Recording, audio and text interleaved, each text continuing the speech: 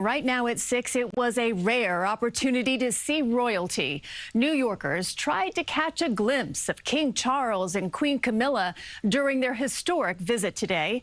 Their first stop was the 9/11 memorial, where they laid a bouquet of flowers and paid their respects. And then the King and Queen split up. He spoke with kids in Harlem, and she visited the New York City Public Library. The last stop on their calendar is Rockefeller Center for a gala and an economic event. We have team coverage here for you tonight. Marcia Kramer has Mayor Mamdani's message for the King. Let's begin with Dick Brennan. He's live outside the gala that's happening right now. Dick? That's right, Christine. The King and Queen attending a gala for their foundation. It's a foundation that the King founded way back in the 1970s to help youth. He's come back to see if he can raise some money here. In the meantime, we can tell you this comes after a truly packed day here for the King and Queen in New York City.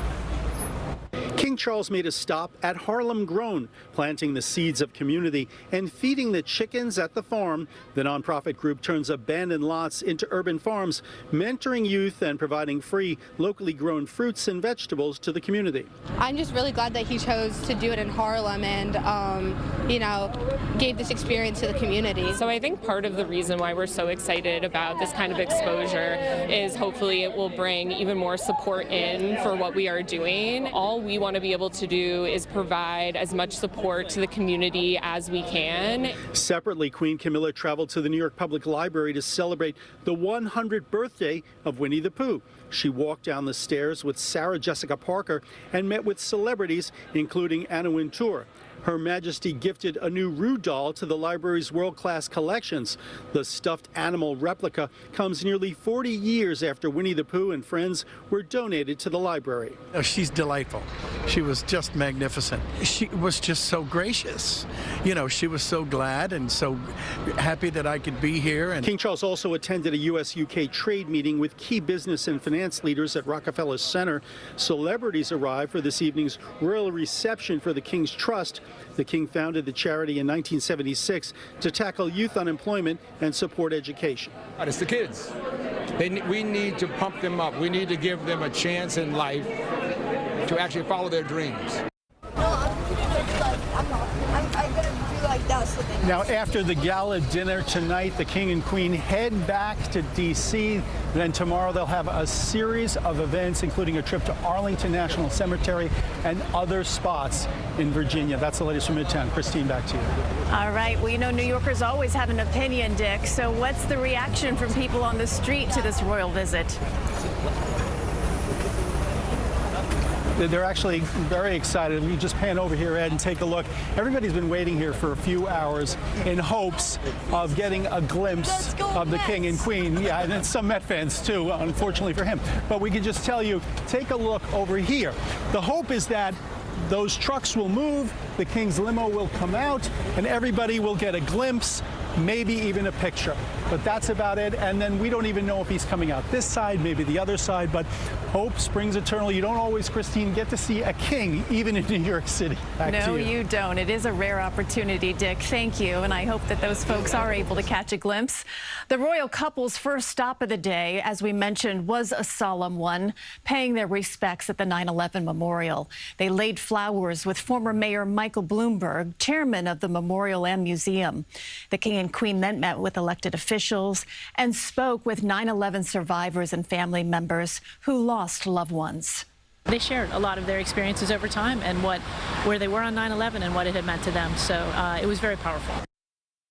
67 people killed on 9/11 were from the Commonwealth. And Mayor Mamdani did shake hands with the King today during that stop in Lower Manhattan. But what would a Democratic Socialist mayor say to a king if he had the chance to speak privately? Political reporter Marcia Kramer has the answer. For days, Iran Mamdani has seemed uncomfortable with the idea of meeting the king.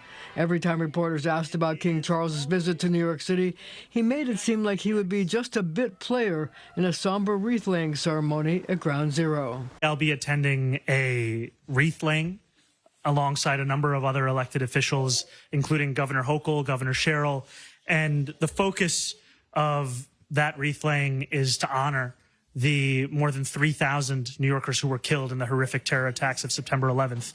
And that's what I'm really looking to do at that event. But the two did get to meet face-to-face, not just at the ceremony. The man who happily posted pictures of himself eating a burrito on the subway, chatting with a man whose public transportation usually runs to horse-drawn carriages.